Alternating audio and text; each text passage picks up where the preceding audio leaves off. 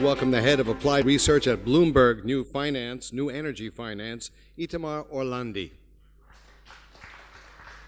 Good morning, everybody. Thank you for the introduction. I want to move straight away and introduce my panel, which is quite an exciting panel. We have Dr. Andre Heinke from Bosch, Robert Bosch here. Please come up. We have Dr. Oren Shuval, who is co-founder and CEO at VIA, a startup, and he's going to explain shortly what they do. And we have Daniel Amir, who's an equity analyst at Ladenburg Thalmann Investment Banking. Please come up.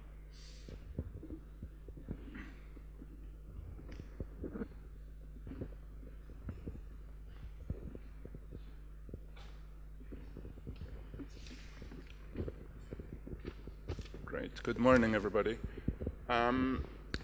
We've heard a lot of talk earlier today about the different startups and autonomous driving, and yesterday we heard a lot about different fuel types, whereas today everything was about what's happening after you put the fuel in and you decided on the drivetrain.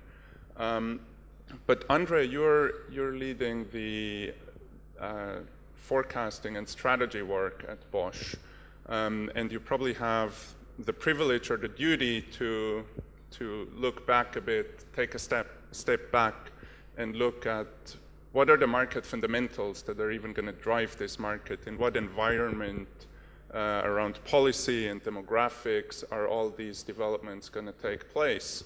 So I was wondering if you can share a bit about the conclusions you're making and the recommendations based on that, from that work. Sure, Itamar.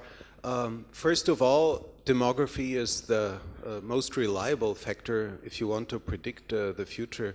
And all in all, there will be more people globally, and the growth will be mostly in Africa and Asia. And the population will be young in the southern hemisphere and older in the northern hemisphere. And transportation companies have catered to their needs. There will be more people living in cities. Already more than half do, and in about 10 years, 60% will live in urban areas. And of course, the work patterns change. You won't have those classic peak traffic situations. In the northern hemisphere, you'll have more independent project workers, and they don't depend on being in the office by a certain time. Of course, in general, you have a growing inequality, and transportation companies have cater to that as well. That means you have not only parallel societies in most countries, but even diverging societies. And you have to provide affordable means of transportation. Of course, climate change, energy, people are more aware about emissions. They care about the climate. And you'll have cities like Paris or Madrid that will not allow cars that will emit toxic things. It will be emissions-free mostly. California, Asian megacities will be leading the way. And of course, connectivity, as was mentioned before, that will change the whole value chain of most transport companies. And last thing I want to mention, trust. Last but not least, transport companies have to develop trust, and it is a deep affection you have to your car. And don't underestimate that. In Germany, some people love their cars more than their wives, actually. And this will not vanish. Yeah? It's a deep affection, a bond, and a car. The more connected it is, the more trusted a friend it becomes. It will nudge you to the right direction, and you'll grow with it. Do you see those trends those trends about the love for cars changing across generations at the moment? Is that something you factor in? Yes, we do, and Tokyo might lead the way. It was shown that less people get the driver's license at the age of 18. The smartphone gets more important, even for status reasons, to keep connected. If you want to stay involved, you have to look to a kind of union between the smartphone and the means of transportation. And often you get your car, your means of transportation personalized by way of applying all the information that is stored in your smartphone. Great, thanks. Now, Oren, you're at the complete opposite end of that spectrum between the macro trends and what's happening in the micro. Maybe it's best if you just give us a quick overview of what VIA does and who your customers are and how they use you. So thank you for inviting me. So what is VIA? If I would ask people in the audience, a lot of people, how do you move around your city? Very few people would say we actually always use public transit, because public transit is very rigid. Scheduling, routing is there's many cases a very low chance of having a ride that is very convenient from your pickup location to your destination. We were thinking, what if you would use real-time data and make the whole public transit system completely dynamic, right? So imagine a bus network that all the routing and the scheduling is computed in real time according to the demand and the traffic conditions and the expected demand and all these other factors. So we have a service currently running in New York City with hundreds of vehicles, and tens of thousands of people use it every day. And you press a button on your phone, you tell us where you are, where you want to go, and our algorithms again, they know the traffic conditions, they know the other, where all the vehicles are, where all the vehicles are going, where people are going, and they find the most suited vehicle to pick you up at a corner nearby, so you have to walk to a convenient pickup location, and we drop you off at near your destination. And on the way, that vehicle picks up and drops off other people and is constantly rerouted. Right? So every vehicle has an iPad mini with a navigation system, and basically a fully dynamic bus, and we have most of our vehicles are minivans or large SUVs. You have 7, 8, 10 seats running around the city at any given moment. And we are doing basically we have two approaches. One is to operate our own system, and we're also partnering with municipalities to license our platform for the municipality to operate their own public transit system with our dynamic technology. Great. And who are your customers at the moment? Are those people that would have gone to work in their private car otherwise? Are those people who would have walked to work? Are they replacing a taxi? Do you know? So I would say all of the above. So we, of course, ask them. We're operating in New York City, so car ownership is pretty low. People are not in love with their vehicle. It's pretty expensive to own a vehicle and drive it around Manhattan. So people use it instead of using the taxi or using the subway or walking, again, depending on the weather. So yesterday it was very rainy. So in New York. So you'd rather use some transportation service instead of walking 10 blocks, which you might do on a sunny, nice spring day. Okay. Daniel, you're advising wealth managers how to make sense of this world of changing transportation. Maybe you can give us a bit of a sense of, how does Wall Street and money managers look at all this wealth of change that we have just discussed now and all the panels earlier today and yesterday? How does one make sense of that, and what maybe can you read into valuations even that you see at the moment? Great, and thanks for having me here. So I deal a lot with public markets. I talk to a lot of institutions. Those are essentially largely my clients, and I think the public markets perception right now is that there's probably 5 to 6 areas which are really a focus. There's connected cars or connected devices. There's mobility applications. There's autonomous driving. There's security around cars, and and the whole aspect of increasing content inside the automobile in terms of transportation. Finally, what puts everything together is what we call machine-to-machine or M2M, which certainly exists today. So there's a lot of public companies that are dealing with it. Very few of them are solely only dealing with that, meaning they have other arms of other parts of their businesses, and part of it is that they're dealing with these trends. A lot of the innovation is happening from the private markets, without a doubt. Private companies disrupting this market. Public companies, to some extent, are playing catch-up. And the innovators are actually coming from fields which are non-traditional automotive and transportation, much more from the tech side. In terms of how the valuation cycle, what I see is that it's probably not different than other industries we've seen in the past. Is an industry is born, and in this case, it's IoT, internet-connected devices, mobility of transportation. There's a lot of buzz. Valuations tend to rapidly expand because expectations are high. Then there is a cooling off period, realizing that it takes a lot longer to implement and really to grow into the valuation that some of these companies receive.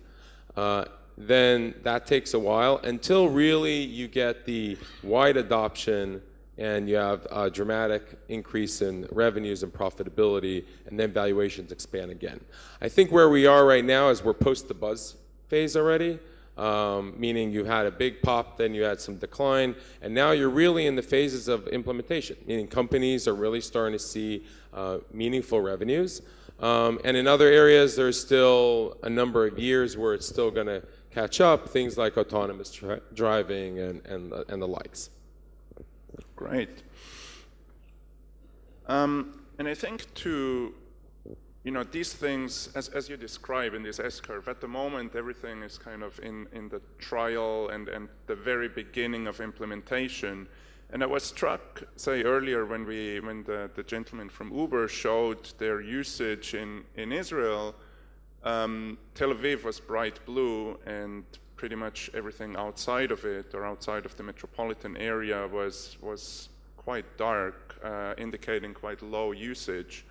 And intuitively, to me, I guess that makes sense because you have density, which is something that a lot of these apps probably need, and you probably have a higher density of early adopters, and people are keen to use these types of things. So taking it back to you, Oren, maybe, what are the challenges of expanding a service like yours into the suburbs? Is it ever going to be a real alternative when you live in a separate house with a garage for 2 cars? Yes. If you look at all the on-demand services, the on-demand transportation services that have boomed in the last few years, I think what's very clear is that they've shown that the market is supply limited and not demand limited. Everybody is fighting over drivers, not over customers. That shows that there's a huge demand to move around the city, and there's really no good solution to do that. So people are willing to pay surge prices, are willing to go out of their way to use something that's and very few cities again have good public transit, right? So how do you move around? Are you going to pay $20, $30 a day just for parking, right? Or pay just to enter Tel Aviv if you come from the east, pay, I don't know, 50 or 100 shekels just to go on the fast lane, not to stand for half an hour in traffic, right? So that's in the sense of sort of the general overview. But if we go to suburbs, again, in small cities, when we are partnering with small cities, and what we see is that they have no alternative to a vehicle, again, because of the issue of any bus that would go around and be convenient to everybody would have to go out of its way so much that it would just totally inconvenient. But if you would have an on-demand service, that could provide, actually, the first time you might have a convenient public transit system that could be relevant for a smaller city. And that might, related to that question, why do you need a car? You need a car both for the weekends and going out with your family to do things in the afternoon, but you need a car also just to get to work. And to get to work from a suburb means just taking the car and parking it at the train station, right? It goes to the main city. A lot of people own vehicles just for that. So 99% of the time, the vehicle does nothing but sit in a parking lot near the train station. You can have shuttles that do that in the morning and pick everybody up and drop them off at that single location. So I think with the new technologies out there, the very widely used 3G cloud technologies, all the GPSs, etc., that are built into iPhones and iPads and everything we all use, you can, for the first time, create really convenient solutions that would work also in a lower density scenario. But I assume, is it more challenging operationally to make the numbers work? And if so, are there things that, what would you need from local municipalities in the suburbs things that can help you to come there and offer your services and offer an alternative to cars that people own? I would ask the mayor of a suburb, do you provide transportation to your constituents? Is that not an option? And I think in many smaller, I don't know if a suburb, but smaller cities with 200, 300,000 people, the city doesn't offer anything. So I think with this solution, you might offer something. It might cost the city, there might be some cost incurred to that. Maybe it's completely reasonable and worth the value you provide to consumers. Is your option to work with cities as customers in a way, or is there infrastructure changes that they might do where they can take a proactive role to create conditions that invite companies such as VIA? That's an excellent question. I think we view this in two aspects. One is the regulatory environment, which everybody's of course talking about, and peer-to-peer, and how do you get supply out there. And I think that's a major issue. There's also as you said, the infrastructure question, and when you talk about infrastructure for transportation, the cost is completely prohibitive. How much does the new light rail in Tel Aviv cost? Billions and billions of dollars for relatively a small city, and for one single line. And all these on-demand services, and what we do at VIA they require no capex. There's no infrastructure involved. You just get a bunch of minivans, put an iPad on the dashboard, and that's it. And plug and play, and you're just ready to go. And I think that's also a huge benefit of these solutions that use modern technology, if you will. Yeah. Daniel, maybe similar question to you. I know you've spent a lot of time looking at Internet of Things applications, and we've heard a lot of the examples in the past 24 hours of cars that communicate with the traffic lights or with the street lighting, communicate with each other, all these types of things, where as well it seems intuitively there is a partnership, or there is a role for private companies that roll these things out, but there is also a role for the local municipalities that may need to install these things or give permits.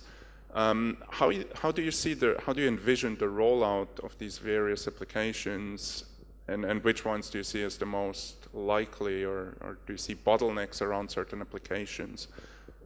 Yeah, certainly. I do think that the innovation is coming from private companies. I mean, the government is probably much more of a follower than a leader, but there's certain things that are already happening today. For instance, parking management tools, sensors, traffic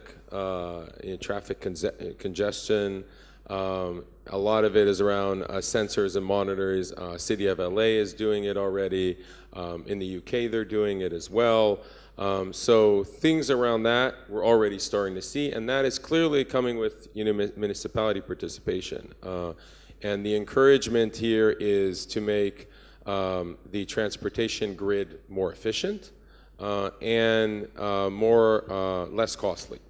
The second aspect is the regulation aspect, and I think to some of the comments that we saw earlier this morning, the whole connected car, autonomous driving, I mean, to reach to the level where we vision here 10 years down the road, you really need, in the US, the states, and at the federal level, really giving guidelines and working with industries in order to make that happen.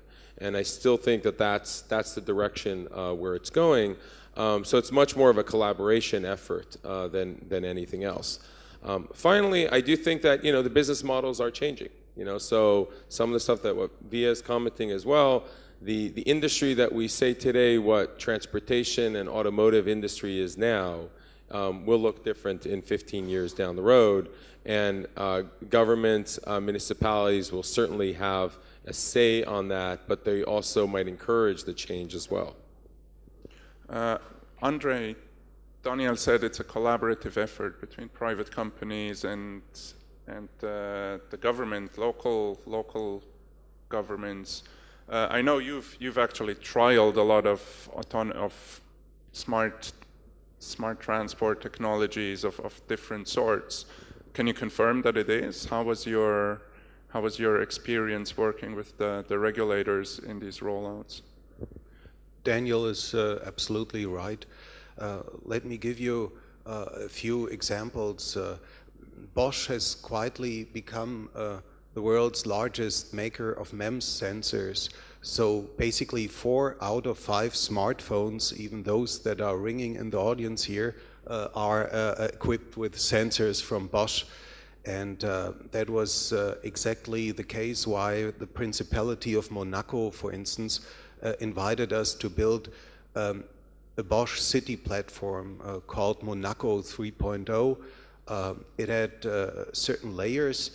Mostly it is about the seamless and secure data exchange and analysis coming from different sources within the city administration. It is about the interaction with citizens, and it is about the reduction of operational costs, crowd management, localization of obstacles, and so on. And of course, you have to build trust again with the city authorities. We are a 130 years old company. Our partner here in Israel, Ledico, we have this trusted partnership, friendship for more than 5 decades. If we enter a city, we are about to stay, and we want to build trust over years because cities don't easily change partners. It's hard to enter, but it's even harder to get thrown out. Yeah. Another topic we haven't really covered so far, but I think it's a bit the big elephant in the room when we talk about the future of transportation, is autonomous vehicles, cars that drive themselves. Now, Oren, question for you. I think when I think about your business model and I hear autonomous driving, I think to me that sounds like a very simple transition of, right now you have a car with 5 seats, one of them is occupied by the driver. Once that car can drive itself, so you put a paying passenger in that seat and deal done. Is it really that easy? So I would say, looks like everybody's working on an autonomous vehicle, and might come even sooner than what we expect, definitely in our lifetime. And I think the benefit of an autonomous vehicle is, first of all, cost, because even in a bus with 50 seats, the cost of the driver is very significant. A lot of these systems are very inefficient in terms of personnel. So you could cut costs significantly. You can make a bus ride cost, instead of $2.50, in the case of New York, in the case of $2.50, it could cost $1 maybe. Could be. Again, for buses, for subways, that's not the case because the infrastructure is just so expensive. And so on the one hand, that would be very beneficial in the sense of cutting costs and creating a more affordable service. But on the other hand, I think what we see with our service currently in New York, with over almost 2 million rides, is that the driver is the actual service provider. So when you book a ride with Via and you ride with us, people love the drivers love the service, and that's a big part of our brand. So how would it feel to enter a robot, essentially, and have that drive you around? I think the psychological experience is very important, and we need to figure that out. And also, in what happens if there are cases that you don't know in advance from a centralized location? Let's say there's a new traffic jam that we didn't realize, or there's some garbage truck blocking the end of the road. With eyes on the road, with the driver, he might say, you know what, I'll circumnavigate that blocked road, And if I have a pickup right after that, our system would automatically assign that to a new vehicle. Right? That's the whole concept. But if it's completely robotic, how would you actually know, 200 meters in advance and realize what's going on? It's going to be very difficult to do that automatically. So I think there are a lot of pluses, but there are also going to be challenges with doing something fully automated. Right. So it sounds like you're envisioning a car driven by a human almost as a premium service in the future, whereas the standard, the economy class, if you like, is going to be a robot-driven car. Andre, is that reflected in kind of the projections that you present to your management about the future of a rollout where autonomous vehicles are essentially going to be everywhere? I have the highest regard for Ziv from Mobileye. Basically, he's driving developments there. He's excellent competition, and when your CEO asks you, why didn't we invent something like this, you know they are onto something. But my projections for automated driving are slightly less optimistic. We can do the highway driving thing by 2020, especially on high-speed German autobahns where you drive 200, 230 kilometers an hour, occasionally even more than that. Because you don't need glitches like we've seen here on putting on the slides. If you have that kind of glitch, you've traveled basically for 5 kilometers without knowing anything about your surrounding. You need 100% of safety. And we talk about developments in Asia. In Africa, there will be a transition period of about 10 to 15, 20 years. And the most complex environment is the city environment. And this is the city environment in Jakarta, in Bangalore, in Shanghai, in Rome, so not the conventional type of driving. So I would say this is still 10 to 15 years away. Daniel, how do you, when you advise investors how to put money into this industry with all these with all these challenges and the changes that are on the wall but still quite uncertain, how do you think about that? What does a good transport company look like at the moment? What kind of characteristics does it have that makes it likely to succeed or unlikely to? Right. I mean, I probably view on the day-to-day, given how the Wall Street world works, it's obviously short-term oriented, right? It's like sometimes it's the next quarter. So some of these topics are probably much more farther out. But the way I look at it in the autonomous driving thought process is that this is going to lead to profound changes of the way industries work today. Imagine how the insurance industry is going to look like 10, 15 years down the road. Insurance, car accidents are a huge part of insurance business.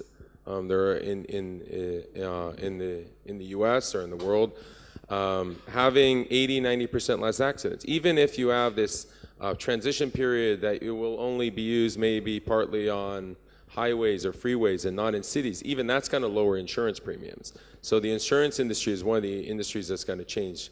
The second, I do think that the car with time, there's definitely a thought that it's going to become much more just like a utility, and that the added value is going to come from being a service provider.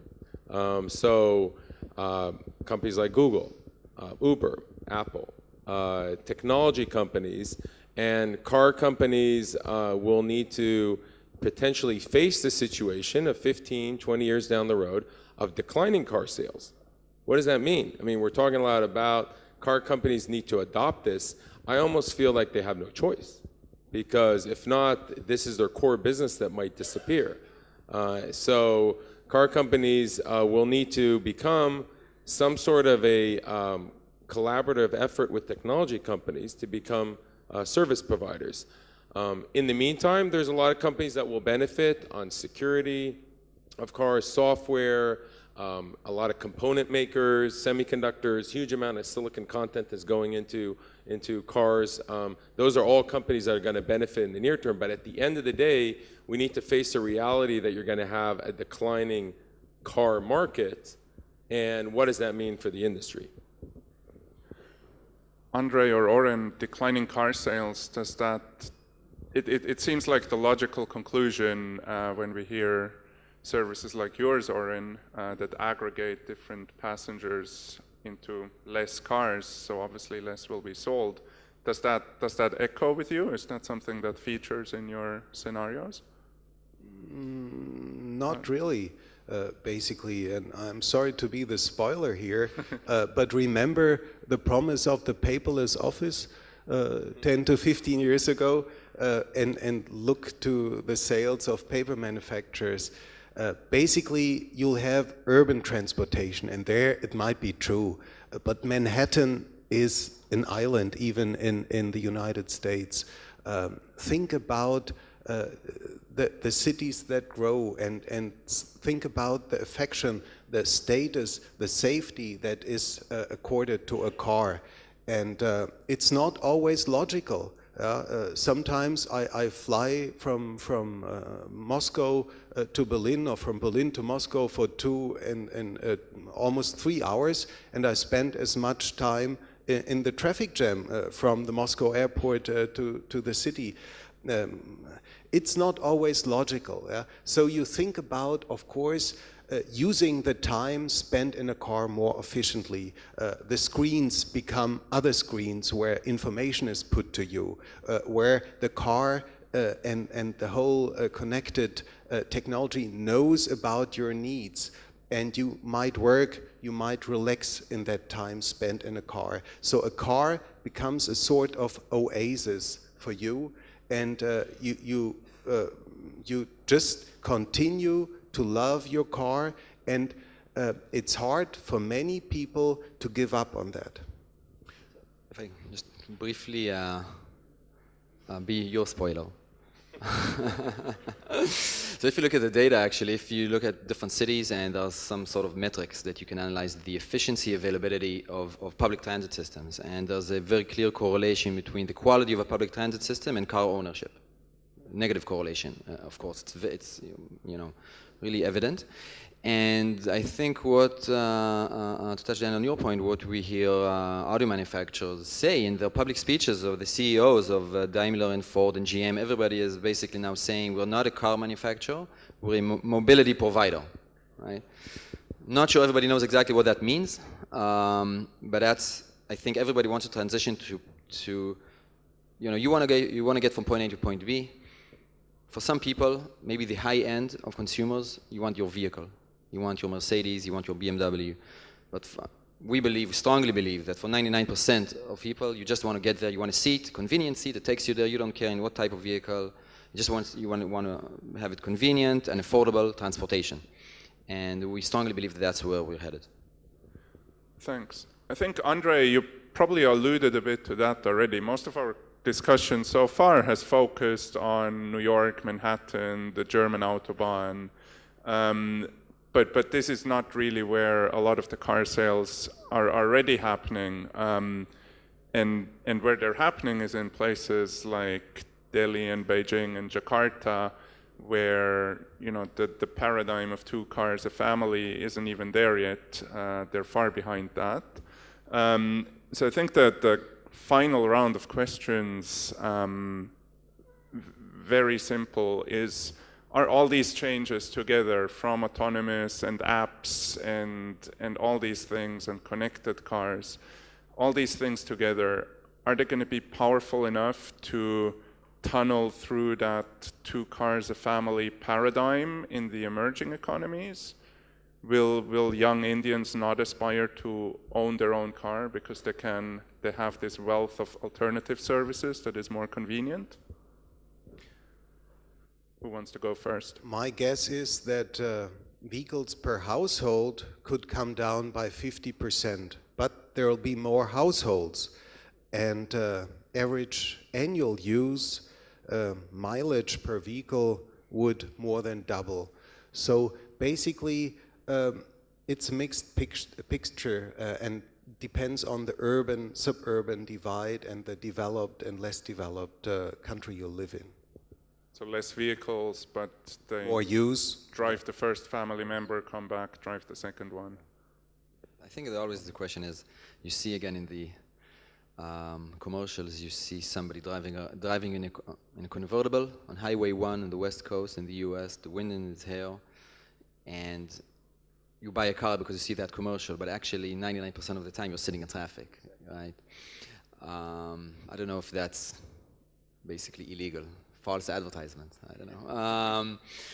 So I think people are starting to realize that, but it definitely, if you look at about the developing world, it still there's tremendous potential there for more vehicles, of course. That's sort of a huge market, obviously. Great. Daniel? Yeah, I tend to agree. I mean, I think that you are going to see that paradigm of cars per household broken. It's going to come down. I also think that to some extent, some of these countries are also going to face a lot more environmental issues in the future. I mean, in terms of pollution, I mean, it's already quite bad in a lot of these cities. So it could also come actually from government and municipality directives that to limit, the cars on the road and therefore to limit consumption of cars to some extent too. Great. So a lot of changes down the road, no pun intended. And thank you all very much for the participation and the interesting discussion. Thanks.